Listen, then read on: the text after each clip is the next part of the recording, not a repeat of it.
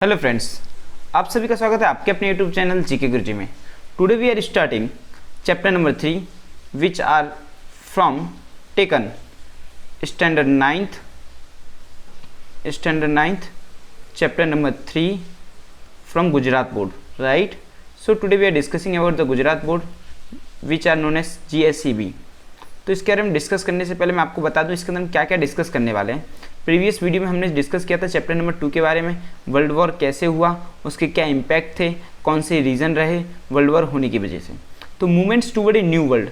अब world war 1 के बाद क्या कंडीशन हुई, वर्ल्ड वॉर 2 हुआ पर क्यों हुआ, उसके पीछे रीज़न क्या थी, वर्ल्ड वॉर 2 के बाद क्या पैरामीटर्स, कौन सा लीग ऑफ नेशन किस में कन्वर्ट हुआ, उसके बारे में डिस्कस करने वाले हैं। तो after the first world war people become economically poor. अब प्रथम विश्व युद्ध हो चुका था, उसके बाद लोग बहुत गरीब हो चुके थे, क्योंकि ऑब्वियसली कभी भी युद्ध होता है तो कोई भी कंट्री जितना भी अमीर हो हमेशा युद्ध में पैसे की बर्बादी होती है, तो ये आप सभी लोग जानते हैं। तो कैसा हो चुका था, इकोनॉमिकली पुअर हो चुका था ये। चलो, economic the immediate government in power we are unsuccessful in improving this condition. अब जो कोई भी देश की कंट्री है उसके लिए बहुत हार्ड जा रहा था इस कंडीशन से बाहर निकलना। People lost trust in democracy. People जो लोग थे उन्होंने डेमोक्रेसी मतलब लोकतंत्र पर से विश्वास उठ चुका था। Dictatorship began in some country. Dictatorship मतलब होता है तानाशाह, कुछ देशों में तानाशाही चालू हो चुकी थी।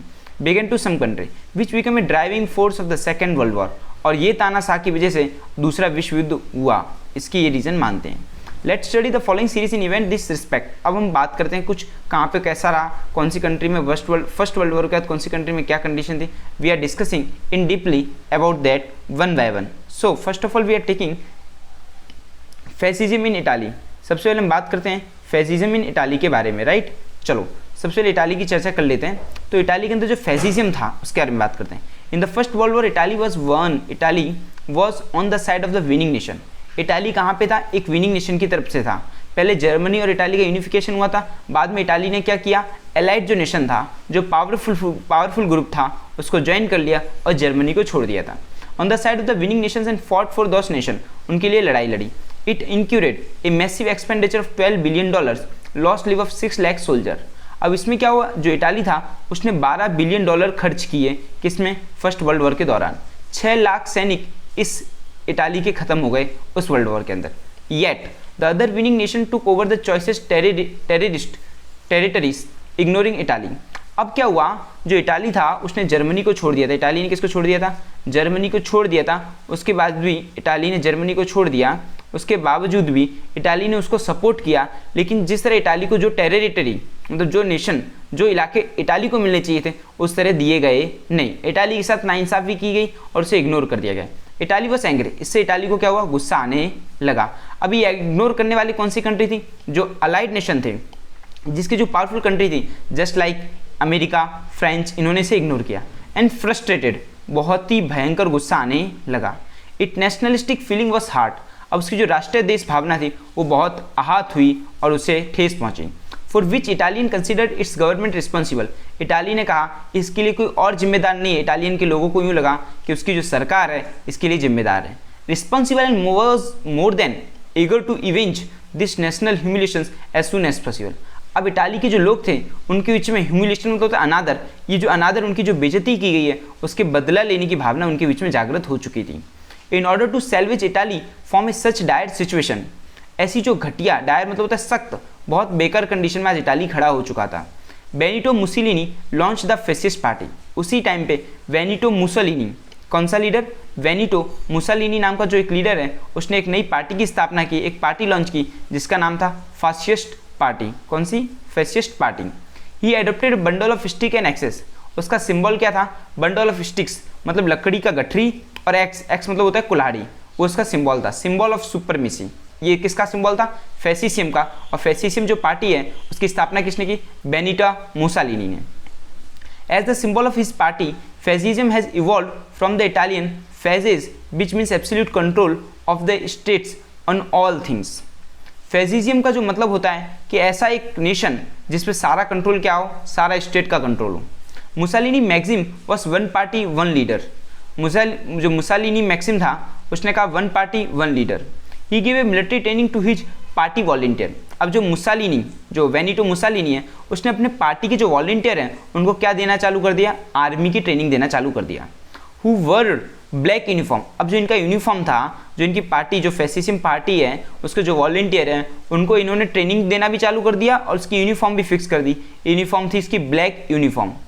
After coming to power, Mussolini captured Rhodes and Dodecanese island from Turkey. जैसे मुसालिनी की जो पार्टी थी, फैसिस्ट पार्टी, वो रूलिंग में आई, उसी तरह उसने क्या किया, तुर्की के कुछ इलाके रोडास और डोटकेसेंस, रोडास नाम का जो इलाका था जो तुर्की का था, और डूडेसेंस वो जो आइलैंड थे तुर्की के, उन पर कब्जा कर लिया। ही आल्सो वन अल्बेनिया, बिचार Albania, Abyssinia and fume port in 1924। उसने क्या किया, इटाली ने अल्बेनिया पे कब्जा कर लिया, अबिसिनिया पे कब्जा कर लिया, और फ्यूम पोर्ट थे जो कि तुर्की के थे, 1924 में से कब्जा कर लिया। After this victories Mussolini snapped all ties with league of nation. अब जो मुसालिनी था उसे लगा कि वो बहुत पावरफुल बन गया, उसने लीग ऑफ नेशन से अपना नाता तोड़ दिया। लीग ऑफ नेशन एक ऑर्गेनाइजेशन था जो यूएन की तरह था, फर्स्ट वर्ल्ड वॉर के बाद बना था। लीग ऑफ नेशन मतलब होता है पूरी दुनिया के जो नेशन उनका एक ग्रुप। And joined the Rome Berlin Tokyo axis. और क्या ज्वाइन किया, रोम बर्लिन टोक्यो एक्सिस को इन्होंने ज्वाइन कर लिया। एक ग्रुप था जिसमें क्या था, Rome is the capital of Italy, Berlin is the capital of Germany, Tokyo is the capital of Japan. मतलब रोम मतलब जापान, इटाली और जर्मनी का एक ग्रुप था, उसे ज्वाइन कर लिया और लीग ऑफ नेशन को छोड़ दिया। तो Italy become responsible of the second world war. तो माना जाता है कि इटाली भी एक इसके लिए रिस्पॉन्सिबल रहा है सेकेंड वर्ल्ड वॉर के लिए, right. So we are discussing Italy के अंदर क्या था। Now we are discussing about Germany. तो जर्मनी का जो नाजिज्म था उसके बारे में चर्चा कर लेते हैं। नाजिज्म क्या था जर्मनी का, उसके बारे में डीपली डिस्कशन कर लेते हैं। Germany had lost the first world war. आप लोग जानते हो जर्मनी जो था प्रथम विश्व युद्ध हार चुका था। It was economically ruined. सबसे ज़्यादा यदि प्रथम विश्व युद्ध में मार पड़ी है तो जर्मनी पे पड़ी। क्यों? क्योंकि जो नेशन जर्मनी के पहले साथ थे, जैसे कि इटाली, जापान, ये सब उसके साथ थे, बाद में उसके अपोजिट में चले गए, अपोजिट ग्रुप में चले गए। Paris peace process was compelled Germany to sign the treaty of Versailles. अब जब प्रथम विश्व युद्ध हुआ तो उसके अंदर एक मीटिंग हुई थी पेरिस के अंदर। Paris is the capital of the France. वहाँ पे एक मीटिंग हुई, उसके अंदर उसे ट्रीटी ऑफ वर्साइल जबरदस्ती, मतलब उसे मजबूरन साइन करनी पड़ी। ट्रीटी ऑफ वर्साइल के तहत उसे बहुत सारा नुकसान हुआ, सारा खर्च उसने उठाया प्रथम विश्व युद्ध का। Germany we are extremely angry with this unjust treaty. और ये जो अन्याय की जो ट्रीटी थी, जो ये संधि हुई थी उनके बीच में, जर्मनी उससे बहुत ही एक्सट्रीमली, बहुत हाई लेवल का दुखी था। Adolf Hitler joined the national socialist German worker party 1919। अब जर्मनी से कौन आया? Adolf Hitler. और जो इटाली था वहाँ से कौन था? मुसालिनी। मुसालिनी की पार्टी का नाम था फैसी पार्टी, राइट, फैसिज्म पार्टी। उस टाइम पे एडल्फ हिटलर आया जिसने पार्टी ज्वाइन की national socialist German worker party, जो कि 1919 में एडल्फ हिटलर ने ज्वाइन की। This party came to be known as Nazi party. बाद में इस पार्टी का नाम क्या कर दिया गया? नाजी पार्टी के नाम से ही जानी जाने लगी। तो हमें यदि कोई पूछता है एग्जाम पे, जैसे कि कोई जीके का क्वेश्चन पूछता है कि नाजी जो पार्टी है, जो एडल्फ हिटलर की जो पार्टी है, उसका पुराना नाम क्या था? तो nationalist socialist German worker party. कौन सी? National socialist German worker party, ये उसका पुराना नाम रहेगा, जर्मन वर्कर पार्टी। तो ये याद रहना चाहिए। और एडल्फ हिटलर ने इस पार्टी को कब ज्वाइन किया था वो भी हमें याद रहना चाहिए। एडल्फ हिटलर ने इस पार्टी को 1919 में ज्वाइन किया था, right. The Nazi philosophy included nationalism and socialism. After the death of German president Hindenburg, अब किसकी मृत्यु हो जाती? जर्मन के जो राष्ट्रपति हैं हिंडनबर्ग की, उनकी डेथ हो जाती। Hitler assume the post and establish it's dictatorial rule. अब क्या करता है, वो जो पोस्ट थी उस पर हिटलर जबरदस्ती बैठ जाता है और डिक्टेरियल रूल, डिक्टेरियल मतलब होता है तानाशाह, अपना शासन चलाने लग जाता है। He adopted stern and aggressive policy. Stern मतलब होता है सख्त, STERN, इसका मतलब होता है सख्त, जो बहुत टाइट पॉलिसी होती है वो उसने एडोप्ट करना चालू कर देता है। And lead the German toward narrow nationalism and German consider Hitler as Fuhrer. अब जर्मन के जो लोग होते हैं जर्मन्स, वो सोचते हैं कि जो हिटलर है वो उनके लिए फ्यूरर है। फ्यूरर है मतलब क्या होता है?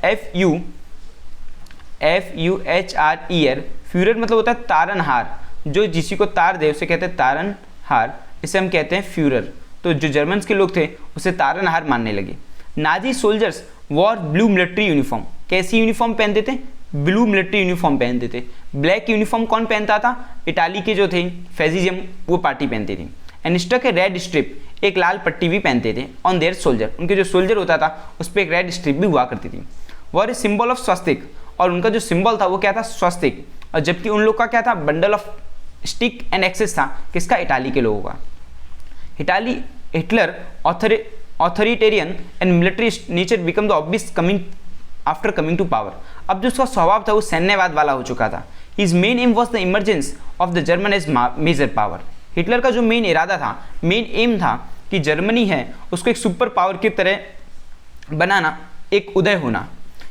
इन the name of purification of Germany race his policy were targeted at exterminating Jewish, gypsies and mentally challenged people. जो उसकी जो पॉलिसी थी उससे कौन, यहूदी लोग, जिप्सी लोग और जो मेंटली चैलेंज लोग हैं वो लोग बहुत हैरान हो गए। उनको उसका यही मेन इंटेंशन था, एक्सट्रीमिनेटिंग, इनका सर्वनाश कर देना। By the end of the second world war innumerable European Jews lost. जब द्वितीय विश्व युद्ध का अंत हुआ उस टाइम पे अनगणित यूरोपियन के जो यहूदी लोग थे उन्होंने अपना जीवन खो दिया, which is known as Holocaust. उसे क्या कहा जाता है, होलोकॉस्ट। होलोकॉस्ट मतलब होता है नरसंहार, नरसंहार हुआ। Hitler expansion the military action against neighbouring countries and the policy of exterminating certain group lead to the second world war. अब जो हिटलर था उसने क्या किया, अपना जो राज्य है उसका एक्सपांशन चालू कर दिया नेबरिंग कंट्री तक। And the policy of exterminating certain group lead to the second world war and become important reason for the same. अब जो हिटलर था, हिटलर की नज़र में कुछ पर्टिकुलर ग्रुप चढ़ गया था, उनको वो खत्म करना चाहता था, तो ऐसा माना जाता है वो भी एक रीज़न रहा है सेकेंड वर्ल्ड वॉर के पीछे। अब बात करते हैं मिलिट्रिज्म इन जापान। जापान के अंदर जो मिलिट्रिज्म था उसके बारे में हम चर्चा कर लेते हैं। मिलिट्रिज्म के अंदर जापान के बारे में, मतलब जापान के अंदर जो सैन्यवाद था वे आर उसके बारे में चर्चा कर लेते हैं। चलो, तो मिलिट्रिज्म, जापान की कैपिटल क्या है, टोक्यो, उसके बाद बात करते हैं। According to the treaty of Versailles, treaty sign हुई थी, ट्रीटी ऑफ वर्साइल किसके बीच में साइन हुई थी, जर्मनी और फ्रांस के बीच में साइन हुई थी। जो अलाइड जर्मनी जो था वो बेचारा हार चुका था, फ्रेंच वाला जो ग्रुप था वो जीत चुका था। फ्रेंच वाला जो ग्रुप है उसका नाम क्या है, एलाइड नेशन, और जो बेचारा जर्मनी वाला ग्रुप है उसका नाम क्या है, एक्सिस नेशन, राइट। तो इन दोनों के बीच में युद्ध होता है, प्रथम विश्व युद्ध, जिसके अंदर हारने पे उसे ट्रीटी ऑफ वर्साइल जर्मनी को साइन करनी पड़ती है और जर्मनी को बहुत सारा घाटा हो जाता है। Japan got the benefit of the provinces of China. Japan को क्या मिलता है, Japan got the benefit of the provinces of China. बेचारे जापान को कुछ चाइना का हिस्सा मिल जाता है। England and French disputed many region of Germany between them. अब क्या था, जापान ने प्रथम विश्व युद्ध में इंग्लैंड की मदद की थी और फ्रांस की मदद की थी, लेकिन जिस तरह जापान को जो चीज़ मिलनी चाहिए थी वो चीज़ उसे मिली नहीं। जापान वॉज कोई डिस्प्लेस्ड विद दिस। इससे जापान क्या हो गया, असंतोष हुआ, वो दुखी हो गया, और इससे थोड़ा वो दुखी हो गया। इन द 1921-1922 वाशिंगटन में एक मीटिंग होती है। 1921 से लेकर 1922 के जो टाइम पीरियड है वहाँ पे एक मीटिंग होती है। Japan had to agree to have only 35% of the English and American naval forces. अब बेचारे जापान के साथ एक और नाइंसाफ़ी होती है। जो अमेरिकन और इंग्लिश वाले जो लोग हैं, जो इंग्लैंड वाले, जिस तरह यूएसए कहते हैं हम, यूएसए वाले और इंग्लैंड वाले, इन लोगों को क्या होता है, यूएसए और इंग्लैंड वालों ने क्या किया, वाशिंगटन में एक मीटिंग करते हैं, जो कि कहाँ है, Washington is the capital of USA. वहाँ पे एक मीटिंग होती है और जापान से बोलते हैं, जापान भाई साहब अब आपको जो आर्मी है वो ज़्यादा रखने की नहीं, हमारी जितनी आर्मी है हम दोनों जन की, उसका आपको 35% आर्मी रखने का। इससे जापान और दुखी हो गया, क्योंकि जिसकी आर्मी कम होगी वो बहुत कम पावरफुल होगा।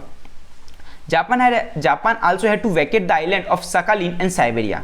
बेचारे जापान को सकालिन और साइबेरिया जो नाम का आइलैंड था जिस पे जापान का कब्जा था, वो भी इसे खाली करना पड़ा। सकालिन और साइबेरिया जो है ये रशिया के अंदर आया हुआ एक आइलैंड है। The Japanese youth was the angry at this. ये देख के जापान का जो यूथ था उससे बहुत गुस्सा आ गई। During this time there were election in Japan. उसी टाइम पे जापान के अंदर इलेक्शन थे। And the party supporting militarism got the majority. और एक ऐसी पार्टी को बहुमत मिल गया, मेजोरिटी मिल गई, जो मिलिट्रिज्म को सपोर्ट करती थी, सैन्यवाद को। द मिलिट्रिज्म मतलब कुछ नहीं होता कि अपनी आर्मी के बलबूते पे हम बड़े रहें, मतलब अपनी पावरफुल कर देना आर्मी, उसके ऊपर हम कहते हैं मिलिट्रिज्म, सारा सौंप देना मिलिट्री को। The military nationalism of Japan adapted the policy of expansion.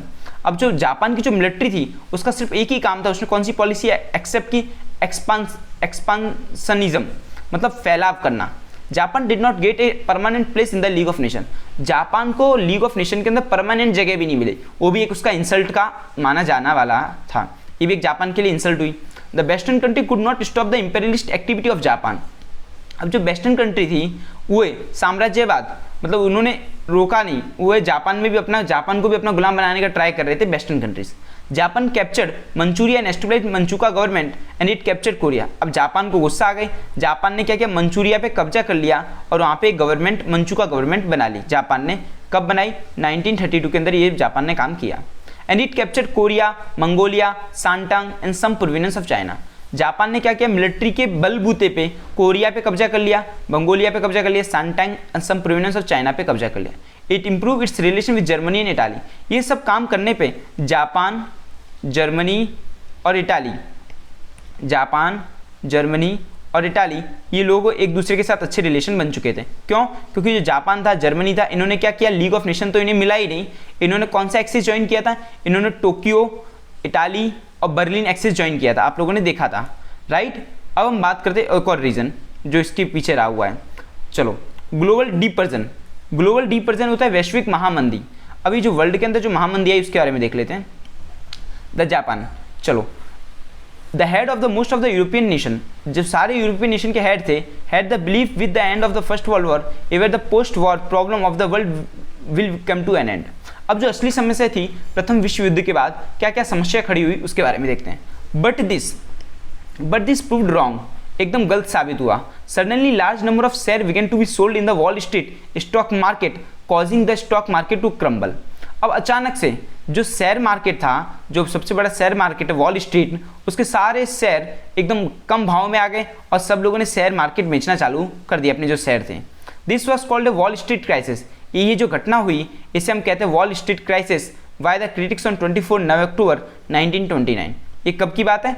24 अक्टूबर 1929 को ये घटना होती है, वॉल स्ट्रीट क्राइसिस, जिसके अंदर क्या होता है, वैश्विक महामंदी अचानक से आ जाती है शेयर मार्केट के अंदर, right. The crisis of the stock the whole world shattered the economic condition of the nation. सारे देशों की जो इकोनॉमिक थी, इकोनॉमी वो एकदम बुरी हालत में पहुंच जाती है। सेटरेट मतलब तो बिखर जाती है। Give the birth to the great global depression. और ये जो चीज़ है ये विश्व के अंदर सबसे बड़ी महामंदी को एक जन्म देती है, global depression. Most of the nation of the world we are affected by this. और इससे ज़्यादातर सारी कंट्री अफेक्टेड, प्रभावित होती हैं। Even super power like Britain had to sacrifice it policy of keeping gold reserve against its currency pound. और इसमें जो even super power like Britain जैसा जो सुपर पावर है, उसने कहा था कि मेरा जो गोल्ड है उसे मैं सेव करके रखूंगा, उसे भी अपनी सेविंग निकालनी पड़ती है गोल्ड के रूप में। This affected the other nation of the world and international trade and industry. अभी जो ग्लोबल प्रॉब्लम हुई है, जो फर्स्ट वर्ल्ड वॉर हुई है, उसके बाद ये जो इंडस्ट्री, इंटरनेशनल ट्रेड और इंडस्ट्री में भी प्रॉब्लम आने लगी। इंटरनेशनल ट्रेड भी नहीं हो रहा था। Prosperous nation like America also had to impose strict measure, global trade was reduce to half. अब जो वैश्विक व्यापार हुआ करता था, जो ट्रेड होते थे लोगों के बीच में, वो क्या हो गया, लगभग आधा हो गया। जैसे कि सपोज 100 kg का एग्जाम्पल दे रहा हूँ, 100 kg का पूरे वर्ल्ड में ट्रेड होता है, आज वो क्या हो गया, 50 kg से भी आधा आ चुका, 50 kg से भी कम आ चुका है। The world war 2 started getting it's outline. हम वर्ल्ड वॉर 2 के बारे में चर्चा कर लेते हैं थोड़ी, चलो। तो वर्ल्ड वॉर 2 क्या था और कब स्टार्ट होता है वो देख लेते हैं। तो वर्ल्ड वॉर 2 जो स्टार्ट होता है वो 6 साल के आसपास चलता है। 1939 से लेके 1945 तक का वर्ल्ड वॉर 2 चलता है। तो ट्रीटी ऑफ वर्साइल, ऐसा कहा जाता है कि जो ट्रीटी ऑफ वर्साइल है उसने इसके बीज बो दिए थे, पेरिस पीस कॉन्फ्रेंस हुई थी। अब क्यों वर्ल्ड वॉर 2 हुआ, उसके पीछे रीजन क्या क्या रहे हैं वो देख लेते हैं। फायर्स नेशनलिज्म, फायर्स मतलब होता है आफ्टर द वर्ल्ड वॉर, जो FIERC, फायर्स का मतलब होता है ये जो गंदी राजनीति है। नेशनलिज्म मतलब लोगों के तीव्र नेशनलिज्म की भावना। After the first world war fierce nationally developing there. Fierce मतलब सख्त, सबके अंदर राष्ट्रीय भावना जागृत हो चुकी थी, सबको अपने अपने देश, राष्ट्रीय प्रेम जागृत हो चुका था सबको अपने अपने देश प्यारे लगने लगे थे। डेवलप्ड इन जर्मनी में डेवलप हुआ। जर्मनी में किसने डेवलप किया, एडोल्फ हिटलर ने डेवलप किया। कौन सी पार्टी थी एडोल्फ हिटलर की, नाजी पार्टी थी। क्या सिंबल था उसका, सिंबल ये था साथ, ये स्वस्तिक था। कौन से कपड़े थे इनके, यूनिफॉर्म, ब्लू वाली यूनिफॉर्म थी, ब्लू यूनिफॉर्म थी इनकी। तो ये सब इन्होंने डेवलप। जापान में क्या था, मिलिट्रिज्म, हमने डिस्कस किया। इटाली में क्या था, fascism. Germany could never forget and overcome the treaty of Versailles. जो जर्मन पीपल की जो इंसल्ट हुई थी ट्रीटी ऑफ वर्साइल जब उन्होंने साइन की थी फर्स्ट वर्ल्ड वॉर के बाद, तो वो उनके लिए एक बहुत दुख की बात हो चुकी थी। ये उनकी इंसल्ट उन्होंने कभी भूले नहीं। Consequently Hitler captured some province of Austria. अब क्या किया हिटलर ने, क्या किया, हिटलर कहाँ का था, जर्मनी का था। उसने ऑस्ट्रिया और चेकोस्लोवाकिया के कुछ हिस्से उन्होंने कब्जा करना चालू कर दिए। Following is Nazi policy and German must get all those province where German were staying. Italy could not forget that it was ignored the treaty of Versailles. अब इटाली ये बात भी नहीं भूला कि उसे भी ट्रीटी ऑफ वर्साइल के हिसाब से जो मिलना चाहिए था वो मिला नहीं, उसे इग्नोर किया गया। Under the leadership of the fascist party Mussolini. कौन सी party, fascist party. Fascist party कहाँ पे थी, फैसिस्ट पार्टी थी इटाली के अंदर। उसका लीडर कौन था, Mussolini. Started the fierce nationalism and adopted the imperialist policy. अब उसने क्या किया, लोगों के बीच में एक अच्छी देश भावना जागृत की और इंपेरियलिस्ट मतलब क्या होता है, साम्राज्यवाद, अपना जितना हो सके प्रोविनेंस बढ़ाओ और अपने आजू बाजू के जो राज्य उन पर कब्जा करो और अपना साम्राज्यवाद मतलब अपना किंगडम बढ़ाओ, ये इंपेरियलिस्ट होता है। On the other hand Japan to give an imperialism, और जापान भी इसकी तरफ ध्यान देने लगा। Thus world peace was in danger, इसीलिए विश्व की जो शांति थी वो खतरे में आ चुकी थी, क्योंकि जो तीनों लोग थे, तीनों कंट्रियाँ, उनकी एकदम दिमाग उनका खराब हो चुका था, उनको एकदम गुस्सा आई थी, क्योंकि फर्स्ट वर्ल्ड वॉर के उनके अंदर इंसल्ट हुई है। तो कौन कौन था, जर्मनी था, इटाली था, जापान था, और ये सब इन्होंने इंपॉर्टेंट रोल प्ले किया है। एक रीज़न रहा है ग्रुपिज्म की वजह से भी सेकेंड विश्व युद्ध हुआ है। चलो देखते हैं क्या है। Since France was always afraid to Germany, अब कुछ भी हो जाए, फ्रांस डर रहा था कि जर्मनी इसके ऊपर अटैक ना कर दे, क्योंकि फ्रांस ने जर्मनी की एकदम हालत टाइट कर दी थी फर्स्ट वर्ल्ड वॉर के अंदर, एकदम बुरी तरह इंसल्ट की थी। After the first world war it entered into the treaty like Belgium, Poland, Romania and Czechoslovakia. Italy sign treaty with Czechoslovakia. Italy ने क्या किया, इटाली ने किस किस के साथ साइन कर ली ट्रीटी, चेकोस्लोवाकिया के साथ ट्रीटी साइन की, यूगोस्लाविया के साथ की, रोमानिया, हंगरी, ग्रीस, तुर्की और ऑस्ट्रिया, ये सब किसके साथ आ गए थे, इटाली किसके साथ था, जर्मनी के साथ। Russia sign treaty with Germany, अब रशिया किसके साथ आ चुका था, जर्मनी के साथ आ चुका था। ये जितने भी लोग अभी इस जर्मनी के साथ आ रहे हैं, प्रथम विश्व युद्ध में ये सब अपोजिट पार्टी में थे, तुर्की, लुथियाना, इन सब के साथ जर्मनी ने ट्रीटी साइन कर ली। Italy formed Rome Berlin Tokyo axis, Italy ने क्या बनाया था, रोम बर्लिन टोक्यो एक्सिस, जबकि उन लोगों का क्या था, लीग ऑफ नेशन था। लीग ऑफ नेशन में सारे कंट्रियों के पार्टिसिपेट, सारे नेशन थे, वर्ल्ड के जितने भी नेशन थे वो सब लोग लीग ऑफ नेशन में थे। लेकिन रोम बर्लिन टोक्यो जो एक्सिस था वो लीड किसके द्वारा हो रहा था, इटाली के द्वारा, जर्मनी के द्वारा एंड जापान के द्वारा। This group supported by Germany and Japan, right. England and France formed under group with democratic values, Germany signed non aggression treaty with Russia. अब इंग्लैंड और फ्रांस अकेले बचे हुए थे बेचारे, ये दोनों प्रथम विश्व युद्ध में तो जीत चुके थे। Thus whole atmosphere of fear spread in the whole world, और इससे क्या था, पूरे जो विश्व में के अंदर एक डर का माहौल लोगों के बीच में फैल चुका था। The factor to give impetus to the world war, और ये भी माना जाता है कि ग्रुपिज्म वो भी बहुत बड़ा इंपॉर्टेंट रोल प्ले करता है सेकेंड वर्ल्ड वॉर के अंदर। अब बात करते हैं जो थर्ड रीजन है वो मिलिट्रिज्म, राइट। तो हम थर्ड रीजन मिलिट्रिज्म के बारे में बात कर लेते हैं, सैन्यवाद। On one side effort are being made to maintain peace, एक तरफ तो लोग बोल रहे थे कि एक शांति रखो, शांति स्थापित करो। After the first world war were on the other side European nations were competing the ammunition, और दूसरी तरफ जो यूरोपियन नेशन थे वो हथियार बारूद बनाने में कंपटीशन कर रहे थे। जर्मनी बोल रहा था मैं ज़्यादा बारूद बनाऊंगा, इटाली बोल रहा था मैं ज़्यादा बारूद बनाऊंगा, फ्रांस बोल रहा था मैं ज़्यादा हथियार बनाऊंगा, इस तरह की कंपटीशन खड़ी होगी। The production of more and more weapons increase in all European nation, सारे देशों में वेपन बनाने की एकदम होड़ मच गई, इंक्रीज बढ़ा दिया गया, व्यापार करना चालू कर दिया, एकदम लार्ज क्वांटिटी पे मैन्युफैक्चरिंग कर दिया वेपन्स का। War weapons better than the other were being manufactured, अब वेपन्स ही मैन्युफैक्चर होने लग गए तो उसका यूज तो कहीं ना कहीं होगा। Some nation like Russia and Germany began compulsory military training, Germany और रशिया, क्योंकि रशिया जैसे जो देश थे और जर्मनी बेचारा फर्स्ट वर्ल्ड वॉर के अंदर बुरी तरह हारा था, उसने क्या कर दिया, कंपल्सरी मिलिट्री ट्रेनिंग देना चालू कर दिया। All nation begin inducting more man into navy, अब सब लोग क्या चाहते थे कि उनकी नेवी में ज़्यादा से ज़्यादा लोग पार्टिसिपेट करें, कंट्री के एयरफोर्स आर्मी एकदम मजबूत करने लगे। In the east Japan increase the military forces, जबकि जापान में ईस्ट के अंदर, ईस्ट मतलब ईस्ट जो नेशन था, जापान के ईस्ट नेशन, हम ईस्ट में आते हैं, जापान जो आता है वो ईस्ट में आता है ग्लोबल वर्ल्ड लेवल पे। Increase in the military forces, उसने भी अपनी मिलिट्री फोर्सेस बढ़ाना चालू कर दिए।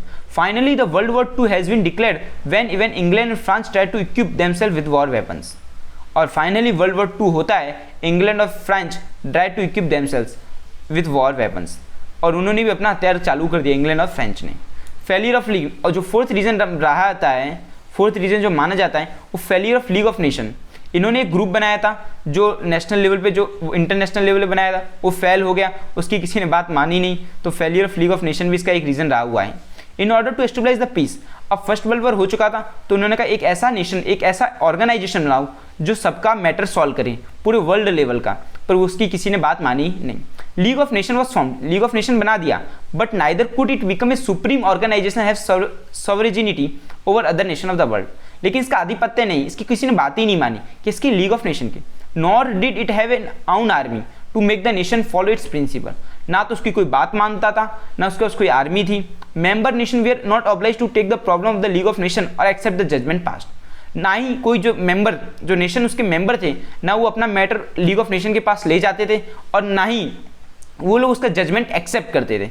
तो लीग ऑफ नेशन भी क्या रहा, कोई काम की चीज़ रही नहीं। तो ऐसा माना जाता है लीग ऑफ नेशन का जो लीग ऑफ नेशन था वो फेलियर हो चुका, वो भी एक बहुत बड़ा रीज़न माना जाता है। 4th नंबर का जो हमारा रीज़न है league of nation.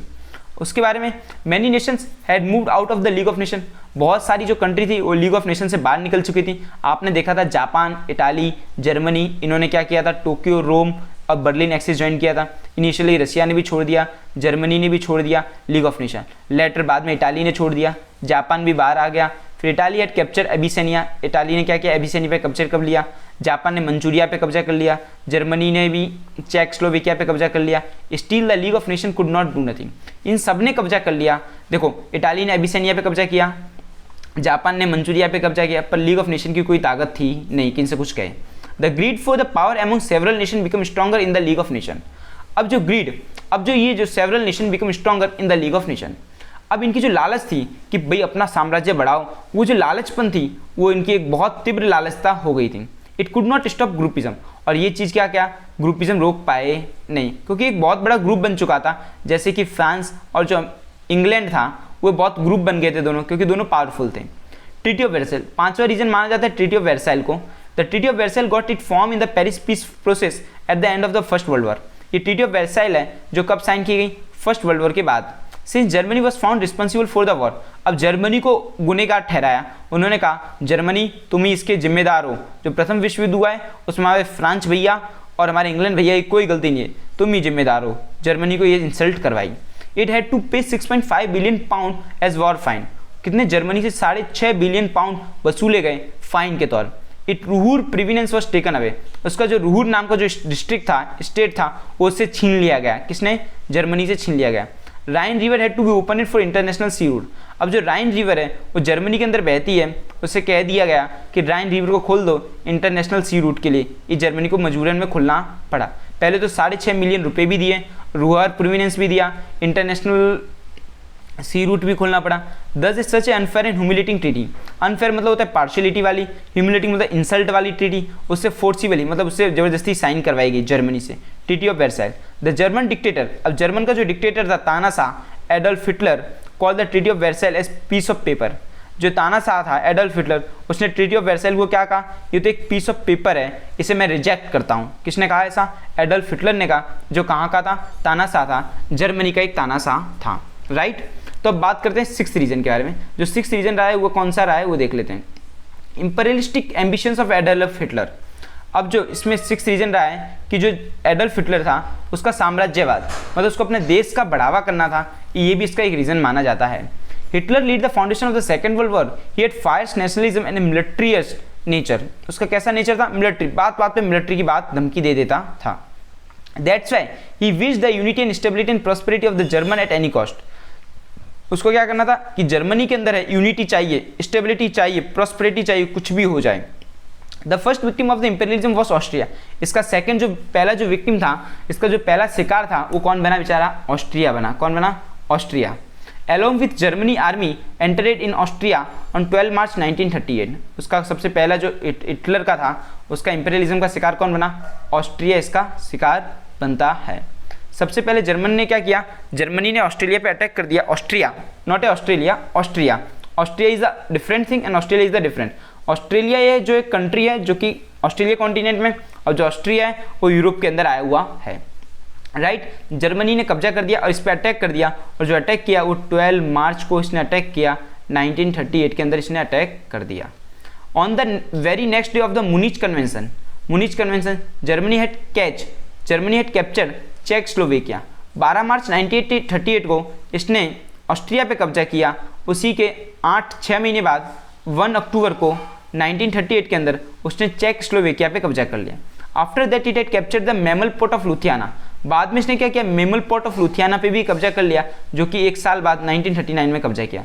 Thus A grand German nation was created by Hitler, और ये जो इतना बड़ा साम्राज्य था वो किसने रचा, हिटलर ने बनाया था। His imperialist policy was the main causes of the second world, ये जो इसकी कब्जा करने की साम्राज्य मतलब अपना जो साम्राज्य बढ़ाने की जो नीति थी, जो पॉलिसी थी, वो भी एक माना जाता है कि सेकंड जो वर्ल्ड वॉर है वो इसकी वजह से भी हुआ है। Now we are discussing about the German attack on Poland, German ने पोलैंड पे अटैक किया, उसका इमीडिएट कॉजेज क्या भुगतना पड़ा वो देख लेते हैं। अभी तक क्या था, ऑस्ट्रिया बेचारा हल्का था, उसने बोला भाई साहब कोई बात नहीं, जर्मनी भैया आप आ गए, कोई बात नहीं, कब्जा कर लो, कोई दिक्कत नहीं, हम गरीब आदमी हैं। अब जर्मनी ने क्या किया, जर्मनी की और हिम्मत बढ़ी, तो उसने बोला चेकोस्लोवाकिया पे भी कब्जा कर लिया। चेकोस्लोवाकिया ने बोला कि भाई साहब हम भी बहुत गरीब हैं, आप हम पे कब्जा कर लो। फिर इन्होंने क्या किया, मैमल पोर्ट पे कब्जा कर लिया, लुधियाना के पास जो मैमल पोर्ट है लुधियाना का, उस पर भी कब्जा कर लिया, कोई दिक्कत नहीं। ये 1938 के अंदर सब किया इन्होंने, 12 मार्च में, ये अक्टूबर में किया, ये 1939 में किया, कोई दिक्कत नहीं, राइट। लेकिन अब इसकी इतनी हिम्मत हुई कि इसने पोलैंड से पंगा ले लिया, किसने, जर्मनी ने। The above mentioned causes had made the whole world to sit a heap of ammunition. अब इसने बहुत बड़ी गलती कर दी, इसने हथियार के ऊपर, बारूद के ऊपर हाथ रख दिया। ए स्मॉल स्पार्क कुड बोलो ऑफ द होल वर्ल्ड। एक छोटी सी इसकी जो गलती थी जर्मनी की छोटी सी जो गलती थी वो उसको बहुत बड़ा रीज़न रहा। And this spark the German attack on the peaceful Poland. बेचारा पोलैंड था, वो एकदम शांत रहता था, कुछ बोलता नहीं था, जर्मनी ने उस पर अटैक कर दिया। Thus the World War II has begun। लेकिन पोलैंड को घूम गई, गुस्सा आ गई। Britain and France warned Germany.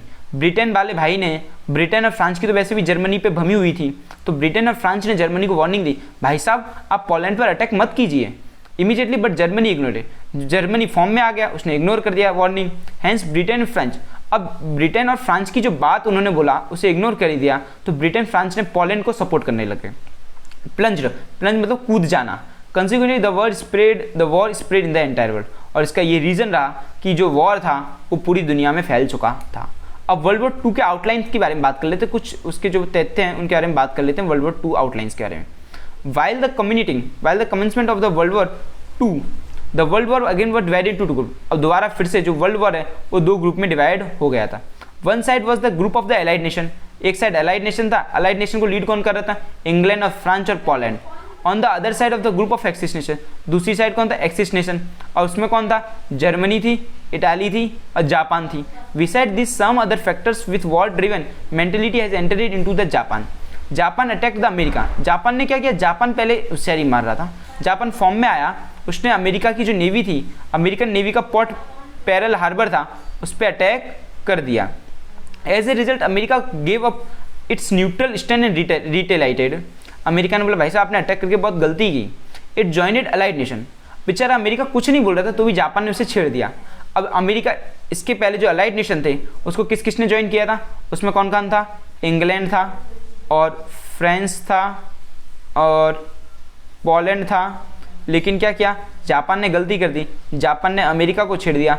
बाद में क्या किया, अमेरिका ने भी इसको ज्वाइन कर लिया अलाइड नेशन को। अब सोच लो इतने पावरफुल लोग हो चुके हैं। It joined the allied nation thus making it stronger. अब अलाइड नेशन जो था वो स्ट्रॉन्ग बन चुका था। When the war was going to the full swing America dropped atom bomb on the 2 cities of Hiroshima and Nagasaki. जब जो war था वो एकदम फुल प्लेज में चल रहा था, उस टाइम पे अमेरिका को गुस्सा आ गई, उसने एटम बम कहाँ रख दिए, हिरोशिमा और नागासाकी में रख दिए। इन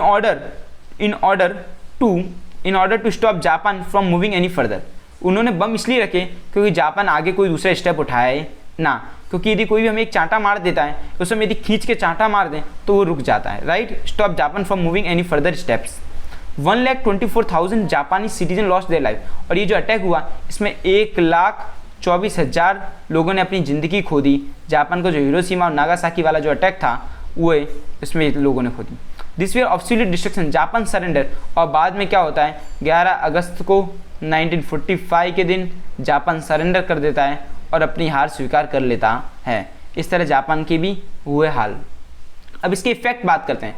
वर्ल्ड वॉर 2 के जो इफेक्ट हैं उसके बारे में थोड़ी चर्चा कर लेते हैं। The war economic effect.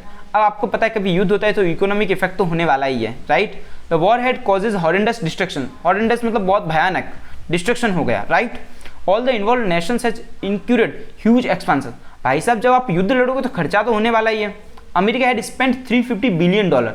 America भाई ने कितने लिए, $350 बिलियन खर्च किए। Other nation has spend more than $1,000। America ने तो इतने कम किए लेकिन दूसरे नेशन ने $1,000 बिलियन भी खर्च किए गए, राइट। प्रॉपर्टी के नुकसान हुए वो तो गिनती ही नहीं है। England lost its property worth 2,000 crore. England ने जो प्रॉपर्टी खोई वो 2,000 करोड़ के आसपास की प्रॉपर्टी खो दी। एंड अबाउट जर्मनी, जर्मनी की जो प्रॉपर्टी को नुकसान हुआ उसकी तो हम इमेजिन नहीं कर सकते।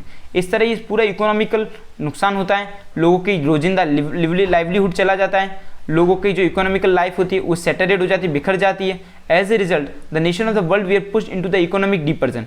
वैश्विक महामंदी मतलब आर्थिक महामंदी में आ जाता है।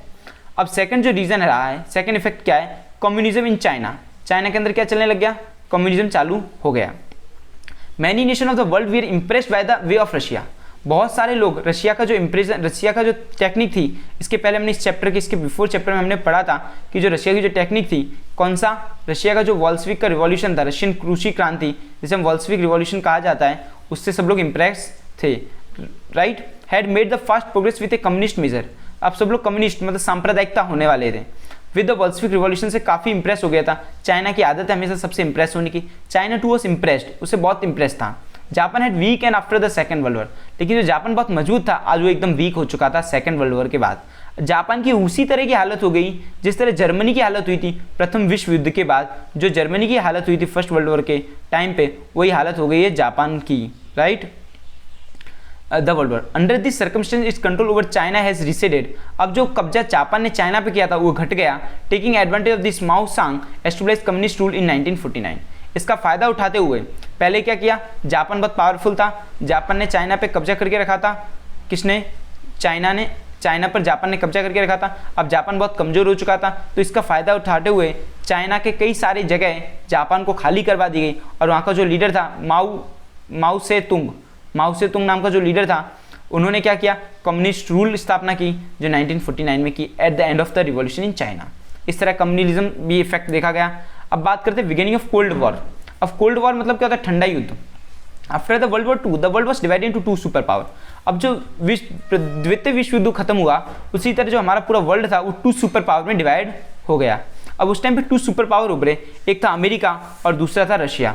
रशिया का नाम सोवियत यूनियन के नाम से भी जाना जाता है। During this war both the Nations Veer friend, अब जब युद्ध हुआ था तब ये दोनों एक खास दोस्त थे, were friend. But after the war the difference of opinion between them on increasing, अब दोनों के मतभेद, सोच, आप लोग जानते हो कभी भी हम दोस्ती ऐसे लोग के साथ करते हैं जिनकी और हमारी सोच मिलती जुलती हो, राइट। यदि एक आदमी सपोज कोई है वो गाली गलौज करता है और एक सिंपल आदमी है, तो उसकी कभी दोस्ती हो सकती नहीं है। हमेशा बुरे लोगों की बुरे लोगों से ही दोस्ती होती है, अच्छे लोगों की अच्छे लोगों से ही दोस्ती होती है। तो उसी तरह जो अमेरिका था और रशिया था, उन लोगों के कुछ ओपिनियन में डिफरेंस रहा, तो उन दोनों ने एक दूसरे का साथ छोड़ दिया और ये दोनों बाद में सुपर पावर बन गए।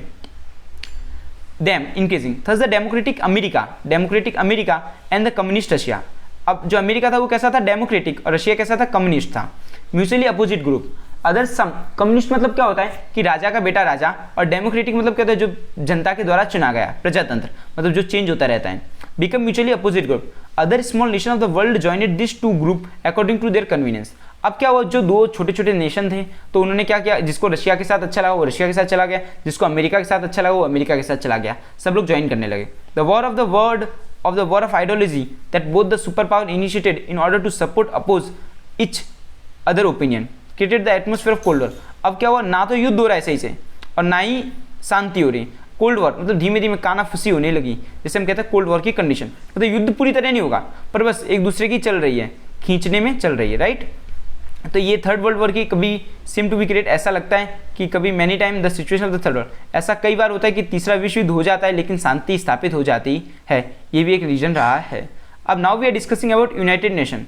अब यूनाइटेड नेशन का ये सिंबल है, आप लोग अच्छी तरह देख सकते हो, ये पूरा वर्ल्ड है, उसके अंदर यूनाइटेड नेशन के बारे में दिया हुआ है। तो ये सब एक कॉन्टिनेंट की बात की गई है। देखो ये यूनाइटेड नेशन है पूरा, उसका सिंबल भी बहुत अच्छा है, ये जो है ये पत्ते हैं उसके अंदर पूरा विश्व को संजो कर रखा है, ये यूनाइटेड नेशन का सिंबल है, एम्बलम देख सकते हो, राइट। अब क्या होता है, at the end of the first world war the league of nation was formed to establish the world peace. जब प्रथम विश्व युद्ध हुआ था, जब फर्स्ट वर्ल्ड वॉर हुआ था, उस टाइम पे क्या किया था, उस टाइम पे शांति के लिए लीग ऑफ नेशन की स्थापना हुई थी। किसकी स्थापना हुई थी, लीग ऑफ नेशन की स्थापना हुई थी। लेकिन जैसे सेकेंड वर्ल्ड वॉर हुआ, जो सेकेंड वर्ल्ड वॉर हुआ उसके बाद जो स्थापना हुई, उसके बाद स्थापना होती है हमारे यूनाइटेड नेशन की। तो ये याद रखना, और अभी भी यूनाइटेड नेशन है, यूनाइटेड नेशन ऑर्गेनाइजेशन की स्थापना होती है। तो उसके बारे में थोड़ी चर्चा कर लेते हैं, क्या क्या यूनाइटेड नेशन ऑर्गेनाइजेशन के तहत आते हैं उसके बारे में थोड़ी चर्चा कर लेते हैं, right. It mean the league of nation failure हो गया, इस वजह से इसकी स्थापना करनी पड़ी। World war two on 24 October 1945 the united nation was established for the purpose of peace and security. अब जो यूएन है, यूएन की जो स्थापना होती है वो कब होती है, यूएन की स्थापना होती है 24 अक्टूबर को होती है 1945 के अंदर इसकी स्थापना होती है। इसका जो मुख्यालय है, जो हेडक्वार्टर है, वो न्यूयॉर्क के अंदर इसका हेडक्वार्टर बनाया जाता है। और इसके अंदर टोटल जब ये स्थापना होती है तो इसके जो 50 मेंबर्स होते हैं इनिशियली, और इसके अंदर इंडिया भी हमारा होता है, राइट। तो ऑन 24 अक्टूबर 1945 को इसकी स्थापना होती है, right. The united nation was established with the purpose of peace, peace के लिए, सिक्योरिटी के लिए और कोएक्सिस्टेंस, एक दूसरे के साथ कोऑपरेट ले, इसके लिए इसकी स्थापना की जाती है। और इसका जो हेडक्वार्टर है वो कहाँ पे है, इसका जो हेडक्वार्टर है वो न्यूयॉर्क के अंदर है। तो ये आप देख सकते हैं, ये यूएन की जो यूनाइटेड नेशन की जो बिल्डिंग है वो काफ़ी अच्छी है, इसमें सिंबल भी हमारा भारत का झंडा भी है, तो इसके बारे में बात कर लेते हैं। यूनाइटेड नेशन का ये सिंबल है वो आप देख सकते हैं। American effort to the establish United Nation has already began from the time to join the second world war. It joined the second world war. America ने प्रयत्न किया, तो अमेरिका के प्रेसिडेंट थे रूजवेल्ट नाम के, made important announcement regarding freedom while his message to the American congress with the intention of human freedom, peace and security.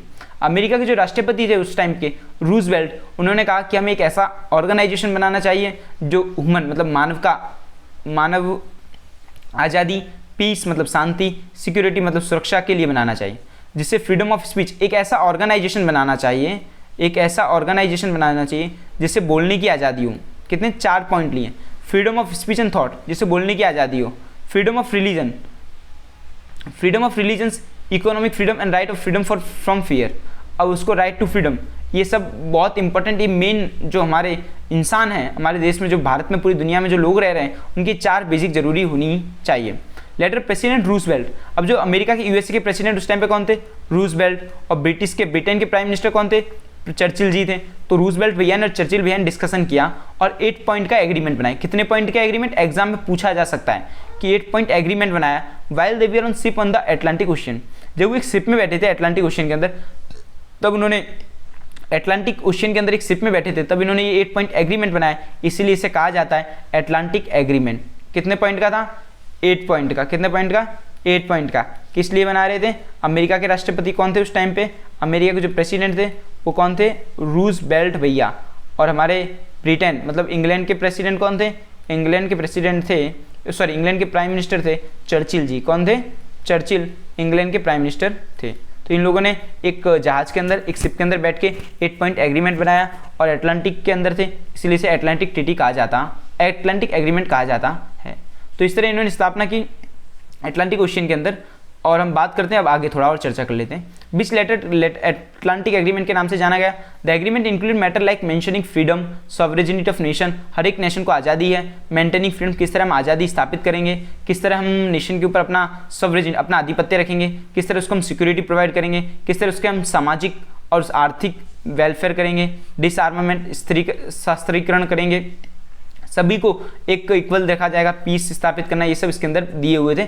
8 point agreement which is prepared by US president and England prime minister, right. Then the foreign minister of Britain, अब foreign minister किस किस की meeting हुए, Britain के हुए, America के हुए, रसिया के हुए, चाइना के हुए। ये कहाँ पे मिले, ये मॉस्को के अंदर मिले। अब इन्होंने, भाई ने बहुत पावरफुल ले लिया, इन्होंने क्या किया, यूएसए को ले लिया, ब्रिटेन को ले लिया और रशिया को ले लिया और नल्ला चाइना को ले लिया। किसको ले लिया, यूएसए को ले लिया, ब्रिटेन को ले लिया और रशिया को ले लिया और कोरोना चाइना को ले लिया, राइट। चाइना बहुत हरामी है, ठीक है। इन चारों को ले लिया और इनकी मीटिंग कहाँ हुई, मॉस्को के अंदर हुई। मॉस्को कहाँ है, मॉस्को रशिया में एक जगह का नाम है जिसको कहते हैं Moscow declaration. In November 1943 3 super power held in conference in Tehran. 1943 में भी एक मीटिंग होती है तेहरान के अंदर। द रिप्रेजेंटेटिव ऑफ 15 नेशन, कितने लोग होते हैं, 15 नेशन के रिप्रेजेंटेटिव मौजूद होते हैं। वाशिंगटन डीसी में एक मीटिंग होती है 1944 के अंदर। In October 24 the 51 member declare as the establishment, कितने 51 मेंबर पार्टिसिपेट होते हैं जब ये यूनाइटेड नेशन का फॉर्मेशन होता है। इसके पहले कई सारे यूनाइटेड नेशन कब बनता है, 24 अक्टूबर को होता है। 1945 में स्थापना होती है, उस टाइम पे 51 लोग इसके मेंबर होते हैं, जिसमें इंडिया भी इंक्लूडिंग होता है। इसीलिए हम हर साल 24 अक्टूबर को यूनाइटेड नेशन डे मनाते हैं। और अभी प्रेजेंटली इसके टोटल 193 नेशन इसके मेंबर हैं। सोचो 51 से लेके 193 मेंबर हो चुके हैं इसके, कितने 193 इसके मेंबर हो चुके हैं यूनाइटेड नेशन के, राइट। अब यूनाइटेड नेशन के ऑर्गन के बारे में बात कर लेते हैं। इसके जो ऑर्गन है, इसके कितने ऑर्गन है, तो यूनाइटेड नेशन के टोटल 6 ऑर्गन है। कितने, how many type parts, 6 organ है यूनाइटेड नेशन के।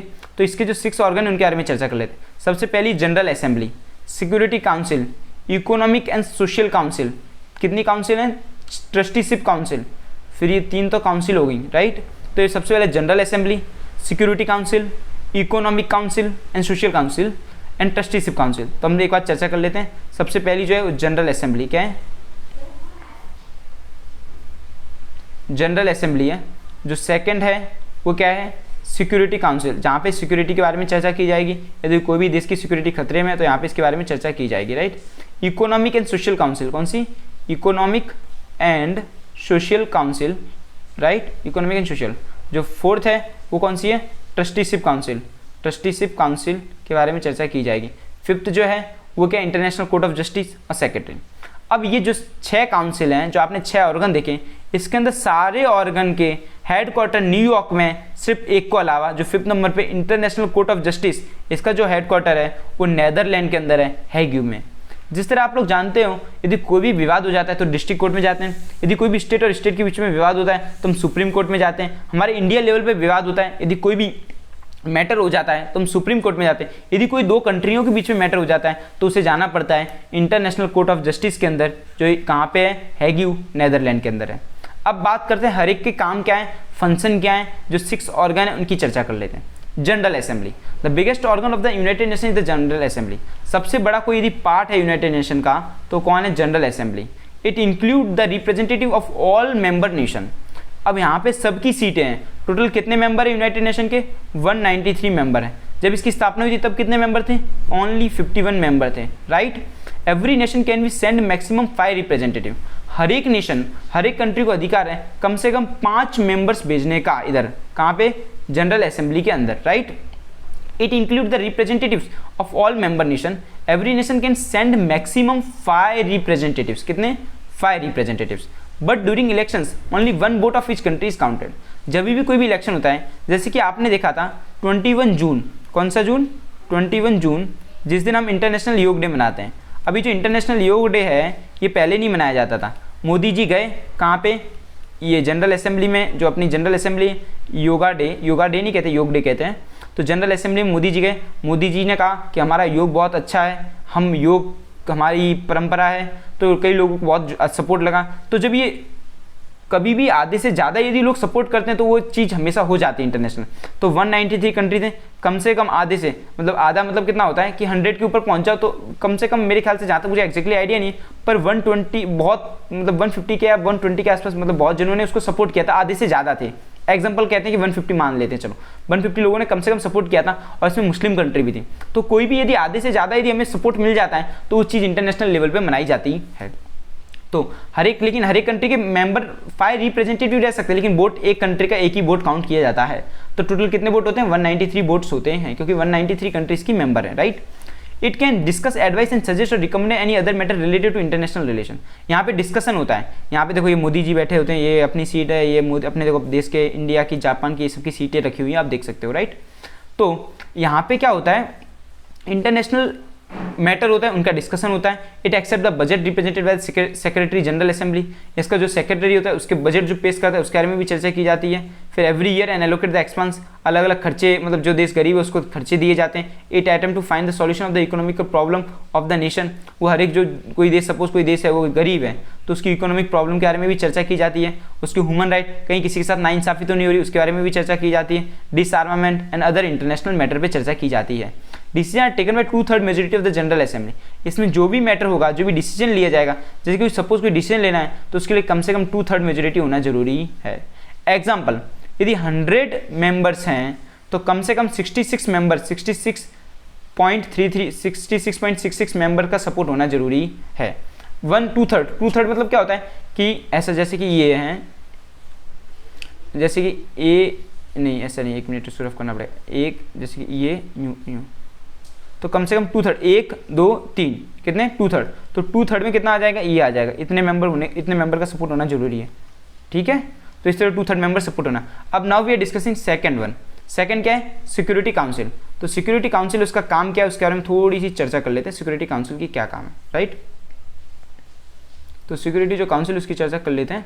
Security council, this is the most important organ of the united nation. Security council, there are 5 permanent members. कौन है? 5 परमानेंट मेंबर है security council के। कौन कौन है? अमेरिका है, ब्रिटेन है, अमेरिका है, ब्रिटेन है, फ्रांस है, चाइना है और रशिया है। आप ये लोग देख सकते हो टोटल 5 इसके परमानेंट मेंबर, मतलब इनकी ज़्यादा चलती है, राइट। कोई भी हायर लेवल की यदि युद्ध होता है तो इन लोगों की ज़्यादा चलती है हाई इंटरनेशनल मैटर पे, राइट। अमेरिका की चलती है, ब्रिटेन की चलती है, फ्रांस की चलती है, चाइना की चलती है, रशिया की चलती है। अभी जो चाइना है इसकी जगह इंडिया हो सकता था, इंडिया को दी गई थी ऑफर, लेकिन इंडिया ने एक्सेप्ट नहीं की। इंडिया के जो हमारे आदरणीय सम्माननीय प्राइम मिनिस्टर कौन, नेहरू जी, इंडिया को आई थी मेंबरशिप, बोला था इंडिया को मेंबरशिप ले लेते हैं, इंडिया को दी जा रही थी, पर नेहरू जी ने क्या बोला, चाइना तो हमारा खास दोस्त है, एक काम करो उसको दो या हमको तो एक ही बात है, एक बात नहीं है, उसका यूज़ कर रहा है चाइना। कई बार पाकिस्तान को टेररिस्ट, पाकिस्तान के अंदर जो है पाकिस्तान को टेररिस्ट देश घोषित करने का ट्राई किया जा रहा है, लेकिन ये जो चाइना है हर बार ये अपना वीटो पावर का यूज़ करता है और इसको मतलब चाइना का बॉयकॉट करने, सॉरी पाकिस्तान का बॉयकॉट करने से रोक लेता है, right. Other 10 country are not permanent member, they are elected for 2 year, और जो बाकी की जो कंट्री है उन्हें 2 साल के लिए इलेक्ट किया जाता है और 2 साल के लिए सिर्फ मेंबर रहती हैं। बाकी 5 परमानेंट मेंबर हैं, कौन कौन है, रशिया है, चाइना है, अमेरिका है, USA, France, right. This council enjoyed tremendous power to order to maintain the international peace and security. It solved the problem dispute of the nations peacefully through negotiation and mediation. अब इसमें क्या होती है, चर्चा होती है। When any one permanent member does not vote in support for some important international matter, it cannot take a decision on that. The power of the 5 permanent member is called a veto right to veto. Russia has used the veto power maximum number of time. अब क्या होता है, जैसे कि कोई चर्चा चल रही है, मस्त चर्चा चल रही है, क्या फैसला आ गया है, अब लेना ही है, तो इसमें क्या होता है, कोई भी यदि चीज़ हमें कोई फैसला इंटरनेशनल लेवल पे लेना है तो कंपलसरी कितने, यदि हमें इंटरनेशनल लेवल पे कोई फैसला लेना है तो कंपलसरी जो 5 नेशन है, जो अमेरिका है, ब्रिटेन है, फ्रांस है, ये जो फ्रांस है, और ये चाइना है, ये चाइना है और ये रशिया है, इन 5 का सपोर्ट होना जरूरी है। यदि 5 में से 4 ने सपोर्ट किया, एक ने बोल दिया नहीं ये नहीं, तो ये होगा नहीं, इसे कहते हैं वीटो पावर। उनके पास कौन सा पावर है, वीटो पावर, राइट। तो सबसे ज़्यादा 2006 तक वीटो पावर सबसे कम यूज़ किया है चाइना ने, सबसे ज़्यादा मैक्सिमम टाइम यूज़ किया है 122 टाइम रशिया ने यूज़ किया है। सो आई होप आपको क्लियर हो गया होगा कि कौन किसके member. Economic and social council के बारे में थोड़ी चर्चा कर लेते हैं, राइट। इकोनॉमिक और सोशल काउंसिल के बारे में थोड़ी चर्चा कर लेते हैं। चलो, अब जिस तरह हमने इसके पहले बात कर ली, फर्स्ट क्या पार्ट था, फर्स्ट ऑर्गन था जनरल असेंबली, उसके बारे में बात कर ली, कितने मेंबर होते हैं, 5 लोग जा सकते हैं लेकिन वोट हमारा एक ही लगता है। फिर सेकंड हमने बात की सिक्योरिटी काउंसिल, सिक्योरिटी काउंसिल के अंदर कितने हैं, 5 परमानेंट मेंबर हैं, कौन कौन है वो भी हमने चर्चा कर ली, और 10 टेम्परेरी मेंबर होते हैं जो 2 साल के लिए चुने जाते हैं, राइट। अब द काउंसिल इज कॉल्ड इकोसॉक, इकोसॉक मतलब economic and social council, the general assembly of it retiring for 3 year, of retiring member for 3 years, the council try to raise the standard of living in nations and world without any base to religions. अब ये social economic council, उसका काम क्या है कि लोगों के साथ लोगों का डेवलपमेंट करना, रिलीजन उनके पीछे कास्ट रीजन उसके डेवलप करना, राइट। अब उसके जो पार्ट्स हैं WHO है, WHO कौन है, वर्ल्ड हेल्थ ऑर्गेनाइजेशन, उसका काम क्या है, हेल्थ रिलेटेड डिपार्टमेंट देखना। इंटरनेशनल मॉनेटरी फंड मतलब पैसे रिलेटेड कामकाज देखना। अब WHO का जो हेडक्वार्टर है वो कहाँ पे है, जिनेवा के अंदर WHO का हेडक्वार्टर है, कहाँ, स्विट्जरलैंड के अंदर है। इसकी जो स्थापना हुई थी वो कब हुई थी, इसकी स्थापना हुई थी 7 अप्रैल को हुई थी, 1945 को हुई थी, ये हमने देखा हुआ है, राइट। और WHO को इस बार बहुत बुरी तरह डाटा भी हुआ है अमेरिका ने कई बार। और IMF इंटरनेशनल मॉनेटरी फंड, इसका जो है मुख्यालय वो कहाँ पे है, वाशिंगटन DC। ये एक तरह का इकोनॉमिकली हमको सपोर्ट करता है पूरी कंट्री को। यदि किसी को लोन चाहिए तो वाशिंगटन DC में चले जाना, आपको लोन नहीं मिलेगी, कंट्री को लोन मिलेगी, राइट। तो आप यूँ मत सोचना कि भैया हमको लोन मिल जाएगी, राइट। तो अब बात करते हैं इसके कुछ और भी ऑर्गन है, 2 ऑर्गन हम डिस्कस कर चुके हैं। अब हम बात करते हैं इसके बाकी के जो ऑर्गन है UN के, राइट। तो FAO का दिखता है, FAO क्या करता है, फूड एंड एग्रीकल्चर ऑर्गेनाइजेशन है और इंटरनेशनल लेबर ऑर्गेनाइजेशन है, सबसे पुराना ऑर्गेनाइजेशन है। इसकी स्थापना 1919 में हुई थी, इंटरनेशनल लेबर। यूनिसेफ क्या करता है, ये बच्चों को undertake child welfare activity to improve the health of the children, छोटे छोटे बच्चों की सेहत के ऊपर ध्यान रखता है। यूनेस्को का काम क्या है, ये क्या करता है कि जो हमारे हिस्टोरिकल प्लेसेस हैं उनको प्रिजर्व करना, यूनेस्को वर्ल्ड हेरिटेज साइट घोषित करता है, ये सब इसके काम है। अब ये हमने बात कर दी third, economic and social council. अब बात करते हैं ट्रस्टीशिप काउंसिल का काम क्या है। चलो, ट्रस्टीशिप काउंसिल जो है उसके कितने मेंबर होते हैं, 5 परमानेंट मेंबर होते हैं ट्रस्टीशिप काउंसिल के अंदर। जो ट्रस्टीशिप की जो काउंसिल है, including here it overseas the matter pertaining the nations that have acquired the independence are under some previous mandate and nation defeat the second world war as social and economic। जो लोग previous जो second world war के अंदर जो लोग हार चुके हैं, जो बुरी तरह जिनकी इकोनॉमी डाउन हो चुकी है, जो सोशली बैकवर्ड हो चुके हैं, जो आर्थिक पैसे की दृष्टि से बैकवर्ड हो चुके हैं, उन लोग का सपोर्ट करना, उन लोग की मदद करनी। इंटरनेशनल कोर्ट ऑफ जस्टिस क्या होता है, यदि बहुत हायर लेवल पे